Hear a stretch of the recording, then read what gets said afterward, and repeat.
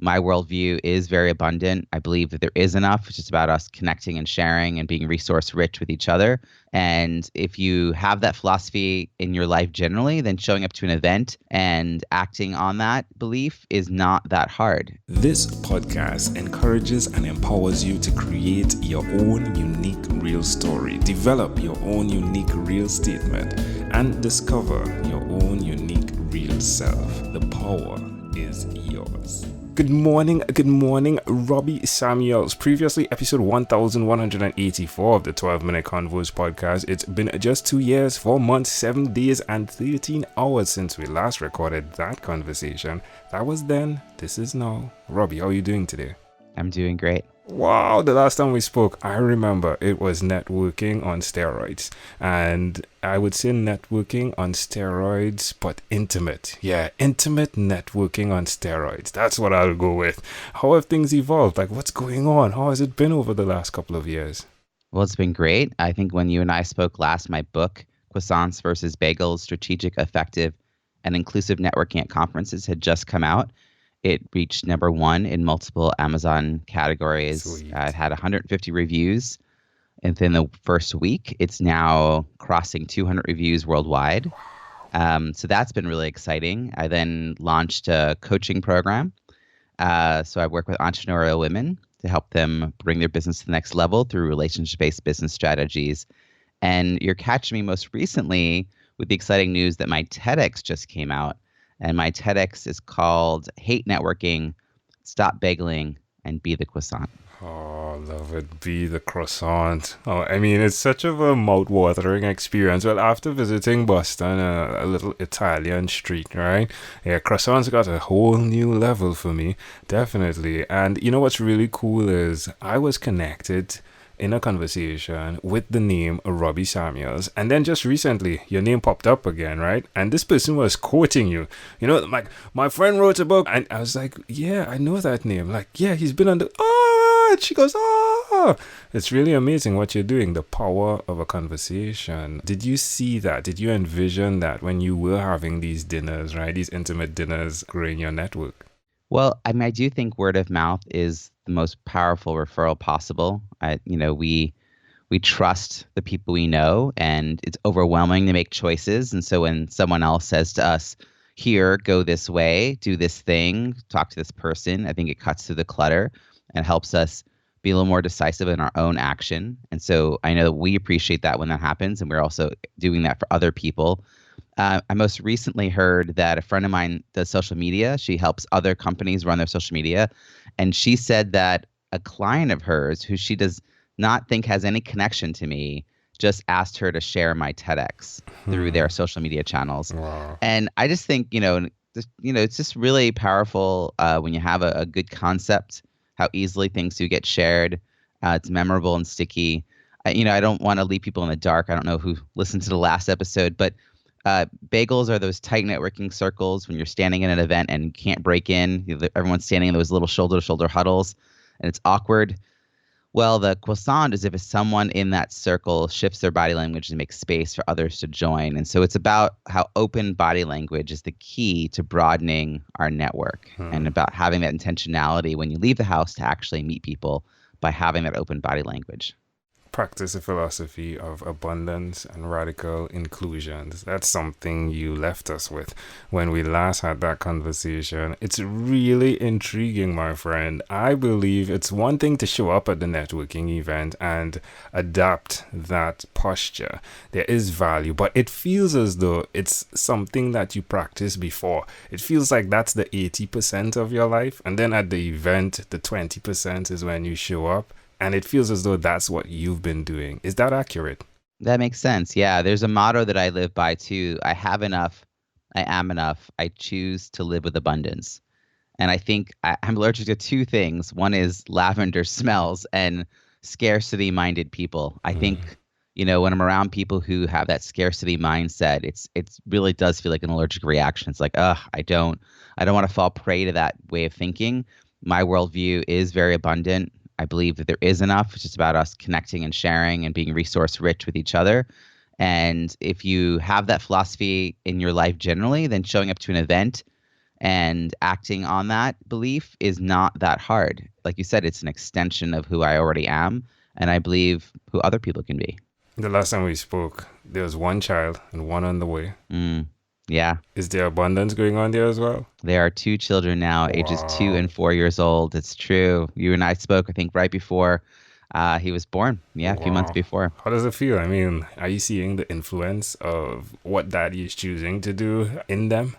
All right, funny little quick story. My podcast starts with welcome to On the Schmooze episode, 185. Let's do this. So, and I say it with this particular tone, right? Well, my kid the other day, I asked him like what my full name was, my 4-year-old, and I've been trying to get him to practice saying my full name because if someone says like, "What's your daddy's name?" I need him to be able to say it. So he calls me Papa first of all. So he says, "Papa Robbie on the schmooze. Let's do this."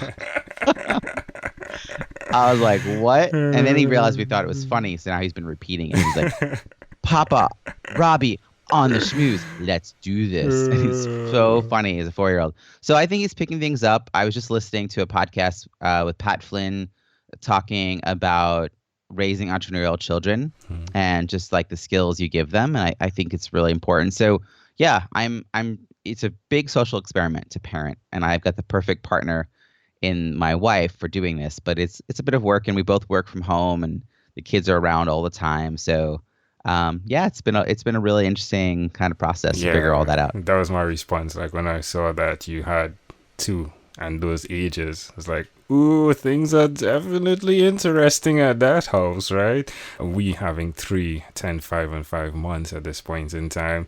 There's a voice, my friend. There's a voice that we hear amongst all the other voices, and it seems as though they're growing. How do you continue to discern which is the voice you should follow and the direction you should follow, Robbie? Well, there's a certain amount of trusting yourself, and I think we can get overwhelmed taking in too much information from other people, and that gets into our heads.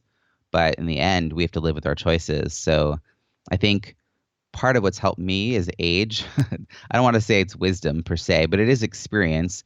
45, and I've lived a bit. So I think I now can trust that I generally make good decisions for myself and my family. And when I'm not sure about the path, I have people I trust to check in with and help guide me along, and who I'm doing that for as well. So I think, that's how you discern where to go and who to follow. In the midst of it, in the midst of being 40 plus, is there a conversation, and this is a conversation that many of us run from, the conversation and the possibility of death? Is that a conversation that's in the forefront of your mind, or is it in the back end when you're planning your day? Well, it's not really in the forefront, but I will say that I've taken a lot of action around my health in the last 7 or 8 months. In July, I started running after basically being against the idea my entire life. My plan prior to July was to play dead if chased. I wasn't going to try to run.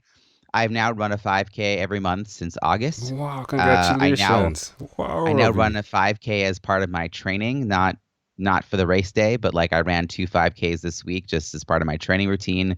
I'm working towards a 10K, which is 6.2 miles. My wife and I are now doing this together. Our kids, what's remarkable, Angel, is that our kids will now always know me as an author, a TEDx speaker, and a runner. And these were 3 things that were not in my life plans 10 years ago. 10 years ago, I did not know that I'd be, an author of a book and a TEDx speaker. And I never in my wildest dreams would ever have called myself a runner.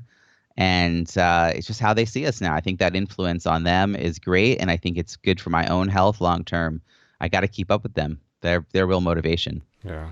Well, that's amazing, isn't it? That you've built your brand from home first, right? And then, well, of course, not first. So technically, you've done it on the outside, but the running part, right? Of course, Dave Ramsey says more is caught than taught, right? I remember learning that, with children. So yeah, that's a wonderful way of teaching them. Well, my friend, I can tell you it's a grand opportunity for me to have a conversation with you another time, a second time around after a couple of years, and to know that you've not given up. Definitely things have evolved. The TEDx talk I'm excited for, right? To get in and listen to, and of course share as many places, because that's the power of it, right? Like getting the message out there, sharing it.